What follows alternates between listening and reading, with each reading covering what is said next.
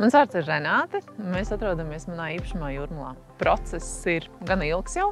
Pamati ir uzbūvēti pagājušā gada novembrī. Mājas projekts tapa gadu iepriekš vēl. Ilgi lolots, izlolots līdz tam, ko tiešām vēlamies un gribam. Un tad šogad sākām ar to, ka uzmūrējām sienas un esam nonākuši līdz jumta likšanai. Ļoti aizraujoši. Es esmu iekšā, man ļoti patīk pašai piedalīties visos procesos. Sākotnēji tika domāts par klasiskajām sijām. Man ļoti gribējās, lai viesistabā ir augstie griesti, un, diemžēl, ar šo klasisko siju konstrukciju tādu efektu panākt nevarēja. Tāpēc bija jāmeklē citi varianti.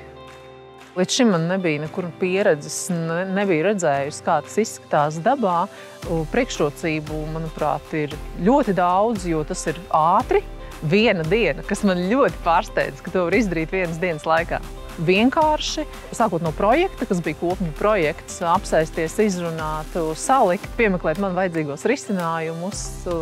Tiešām var ieteikt, ka tas ir ērts un labs risinājums. Priekšrocības tādas, ka viegli atvest, viss ir kompakti un ātri uzstādīt.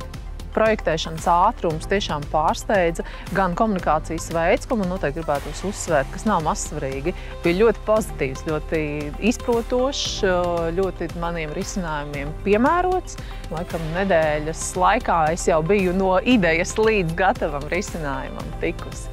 Koks ir koks, kvalitāte, manuprāt, ir ļoti laba. Biju patīkami pārsteigta par to kompaktumu, kādā tās tika atgādātas, par to, ka meistari vienkārši atpakoja un varēja sākt likt uz jumta. Viss ir ideāli, taisnas līnijas, vienkārši montējams, tiešām patīkami. Kā jau iepriekš minēju, pateicoties tai komunikācijai, kas ir ļoti atvērta, pozitīva, ar ieteikumiem, ko es varbūt kā pasūtītājs uzreiz tā nemaz nevaru zināt, kas man būtu vajadzīgs un kas varētu būt labāk, tiešām ieteiktu, jo Frēmans radīja to, kas man bija nepieciešams.